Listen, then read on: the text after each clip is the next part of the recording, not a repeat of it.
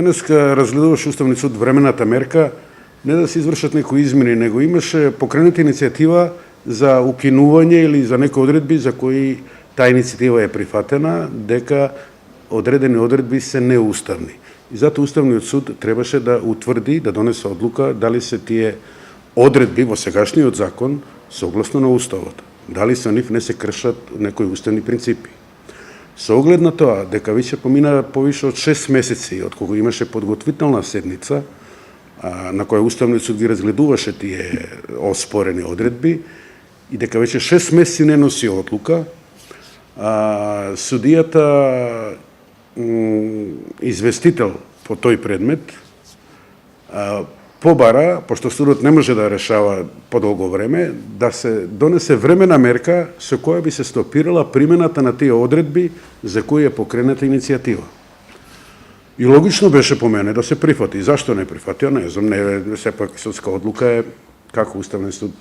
Меѓутоа, сепак сите судови, дали уставни, дали управни, треба да знаат дека работат во интерес на граѓаните, а не во интерес на некоја политика или и тука не треба да мешаат политика. Меѓутоа, тоа е нивно, без разлика, треба час поскоро Уставниот суд да донесе одлука за пооспорените одредби. Изјавите или, како би рекол, оправдувањата дека било денот на дрвото не можела да решаваат или дека немаат стенографски белешки од тие подготвителни, мислам, од таа подготвителна седница не држат, немаат некоја тежина, ја колку што знам, они испрачале и писма до владата, до службата на владата за тие стенографски да бидат готови да решат, меѓутоа ни владата не им одговорила, службата во владата, уште не ги добиле тие стенографски белешки, така да останува, како што реков, синхронизираниот молк, дури више би рекол и организираниот молк на институциите во врска со процесот на лустрација, што сепак е на штета на граѓаните, а институциите треба да работат во интерес на граѓаните. Дали за жал може би Уставниот суд работи под одредени политички центри? Видете, ја и во досегашната моја работа не сум се упуштал во тоа, меѓутоа оваквите неактивности на овие судски органи, оваквите спори решавања или нерешавања, го доведо народот да мисли и така. Сега дали е така, дали не може да тврдам и не се упуштам во тоа дали има политика, дали спроведуваат нечија агенда или не знам, тоа не би се упуштил. Меѓутоа, како и да е, лошо е.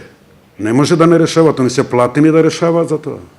До сега за ниедна, сите судови, и управниот, и уставниот, све за тоа се они, тоа е нивна основна работа.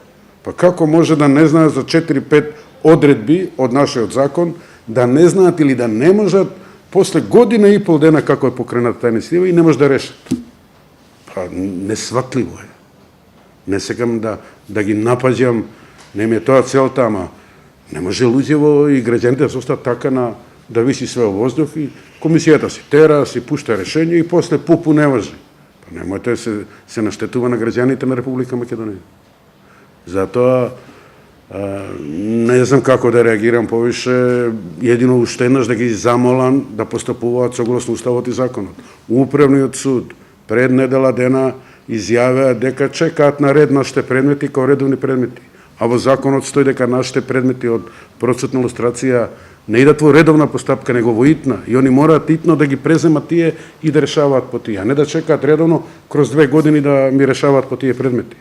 Уставниот суд по овие одредби мора веднаш да решава. Еве месец, 2, 3, ама години и пол како е покрената иницијатива, 7-8 месеци како е прифатена таа иницијатива и ништо не решава. Избегнувањето на решавањето на проблемите не е решавање на проблемите, него уште поголем притисок врз сопствениот народ. Така, бевме сведоци, комисијата лустрираше неколку и наредбодатели, а и мртви луѓе. Се коси ли тоа со донесените заклучоци и одлуки на Уставниот суд? Видете, Уставниот суд има донесена одлука дека не треба да се лустрираат поранешни носители на јавни функции. Тука нормално во поранешни спаѓаат и пензионери, нормално и бивши кои се починати. Меѓутоа сега се вадат колегите дека се носи на комисија одлуки за поранешни и за бивши лица, се носат одлуки, односно се лустрираат и тие лица, под изговор дека Уставниот суд што донел таа одлука, ја донел за претходниот закон, не за овој закон. Меѓутоа, Уставниот суд, кога ги донесе претходно одлуките, се изјасни дека во процесот на лустрација не може да бидат лустрирани поранешни носители на јавни функции. Ако ова сега не е лустрација, него нешто друго, тогаш таа одлука не важи на Уставниот суд. Меѓутоа, ако ова лустрација, што сега го правиме, а ја мислам дека е лустрација, тогаш немаме право да го применуваме, да ги лустрираме поранешните носители на јавни функции. И затоа нон-стоп гласам против, без разлика на аргументи, почитувајќи го правото и правниот поредок. Кажете ми, со каков статус е сега председателот на ДЖФ? Имаш информација во јавноста дека мандатот одамна истечен е извршува функцијата. Дали се станува збор и се подкопува веродостојноста на неговото делување и на комисијата воопшто? Видете, согласно законот, председателите ротираат на секој 6 месеца. Председателот на ДЖФ е више 2,5 години. Значи, како верно, 30 месеца, како би дошло тоа, 30 на месеци е више председател. Не гледам тука кривицата во председателот Тома Еджиев. Парламентот треба да го смени и да ротира. Да ги ротира председателите со одлука на парламент. Сега, каков е легитимитетот на одлуките кога он председател?